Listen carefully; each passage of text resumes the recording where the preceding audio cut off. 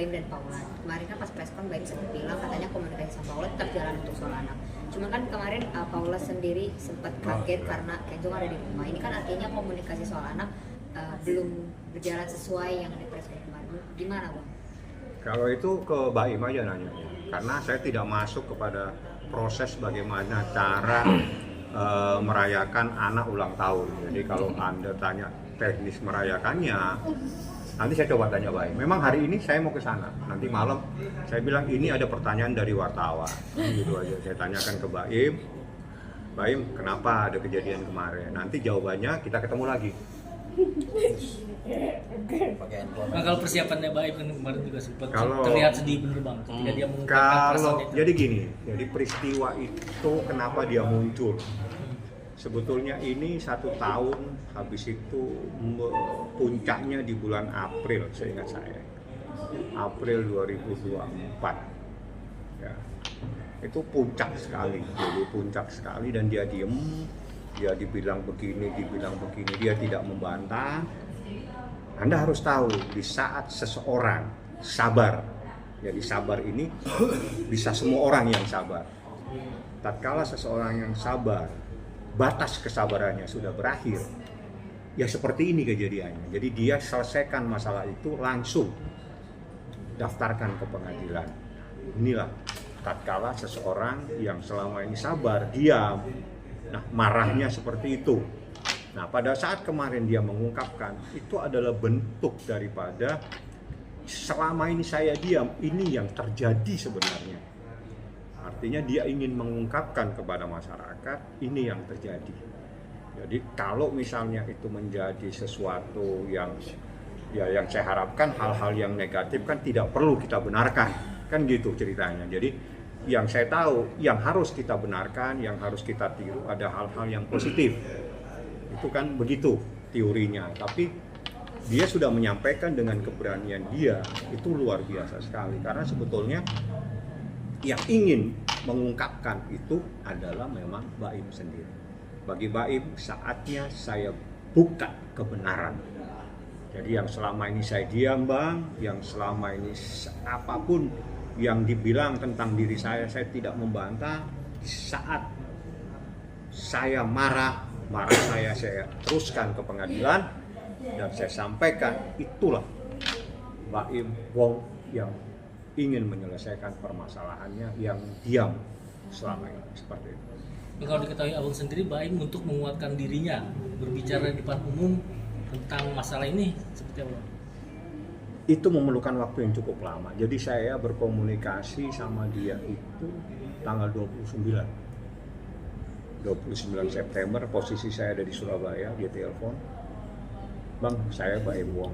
Ya, kenapa Baim? Saya minta ada begini, ada cerita. Saya bilang, tolong apa yang kau sampaikan secara datamu mana, apa yang kamu sampaikan. Saya bilang, saya insya Allah pulang, karena saya hanya PP ke Surabaya, berangkat pagi, hanya persoalan di Bea Cukai.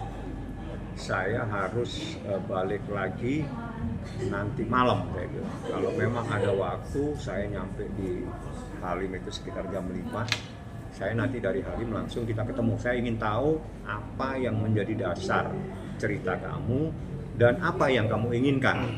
Itu kejadian 29. Jadi saya ketemu, ngobrol, banyak orang ternyata di situ.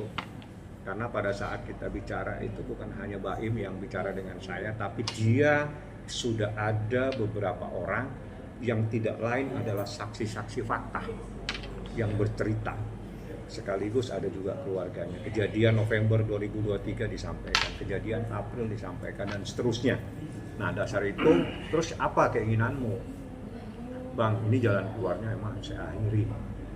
Karena kalau diteruskan, ini menjadi penderitaan yang berkepanjangan buat diri saya maupun kepada diri orang termohon. Dia bilang begitu.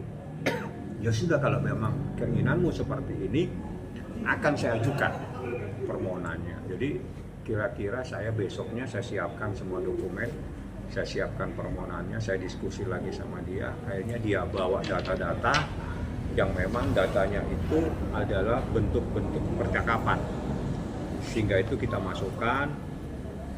adanya dugaan pihak ketiga dalam kemelut rumah tangganya. Seperti itu saja yang saya sampaikan, dan itu sebetulnya di dalam permohonan kami yang 20 halaman, ya, banyaknya 20 halaman dengan item 26 item.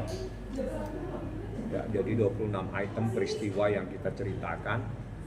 Dia memang menginginkan perceraian, ya. Satu, dia menginginkan hak asuh anak.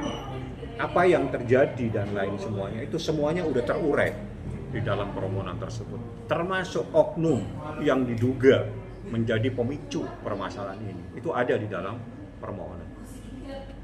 Bang, Baim sendiri kan minta hak asuh ya, artinya dari hak asuh ini maksudnya nggak ada komunikasi yang baik soal anak gitu di antara keduanya. Nah itu jadi poin di dalam gugatan itu juga nggak? Untuk jadi gini, anak itu. Mungkin sekaligus saya memberikan penjelasan ya, berdasarkan Undang-Undang Perlindungan Anak. Untuk anak itu dalam proses terjadi sesuatu perselisihan rumah tangga yang pada akhirnya terjadinya perceraian, maka yang dipentingkan, yang didahulukan itu adalah kepentingan anak. Jadi apa yang terbaik buat anak itu yang didahulukan. Jadi sudah tidak lagi kepada siapa yang lebih berhak antara ibu dan ayah, tapi apa yang membuat anak itu nyaman, apa yang terbaik buat anak itu yang akan diputuskan. Nah, jika melihat ini, maka kita track kembali ke belakang. Bagaimana anak ini di dalam rumah?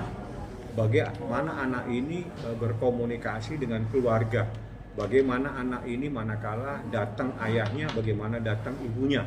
Itu adalah bagian dari peristiwa nanti yang kami ajukan ke pengadilan. Karena berdasarkan apa yang terbaik buat anak itu yang didahulukan. Jadi itu yang terpenting. Jadi kita nggak fokus kepada siapa yang salah, siapa yang benar, tapi apa sih yang terbaik buat anak manakala terjadi sebuah rumah tangga dalam proses perceraian. Seperti itu. Bang, banyak yang menyayangkan bahwa ini kan aib rumah tangga. Aib rumah tangga akhirnya bukannya secara baik-baik gugat, terus ini dibongkar, Pak. Gimana? Ini bukan membongkar, Pak. Ini menyampaikan kebenaran. Ya. Jadi bahasanya dia ini kebenaran, Bang, harus saya sampaikan. Jadi ini bukan persoalan membongkar atau tidak membongkar, karena prinsip kita tidak boleh selalu membenarkan hal-hal yang salah dengan cara menutupi hal-hal yang salah itu. Manakala hal-hal yang salah itu kita tutupi, sama saja kita membenarkan sebuah kesalahan. Nah, kalau kita sudah ikut terlibat dalam membenarkan sebuah kesalahan, maka kita bagian dari kesalahan itu sendiri. Jadi itu bahasanya saya bilang, kalau memang kau ingin mengungkap kebenaran, ungkapkan. Karena kita tidak boleh terus-menerus selalu menutupi sebuah kesalahan, sehingga kesalahan itu menjadi sebuah kebenaran. Membenarkan kesalahan itu dengan cara menutupi itu adalah hal yang tidak baik. Bukan. Karena ada riwayatnya kenapa dia membuka. Anda balik ke belakang, apa yang dilakukan oleh termohon tersebut sebelumnya. Misalnya dia menyampaikan apa dan seterusnya, seperti itu. Jadi bukan bongkar-membongkar, tapi di saatnya seorang laki-laki ingin mengungkapkan kebenaran. Sehingga bagi saya, kita tidak boleh terus-menerus menutup sebuah kesalahan dengan cara membenarkan kesalahan itu.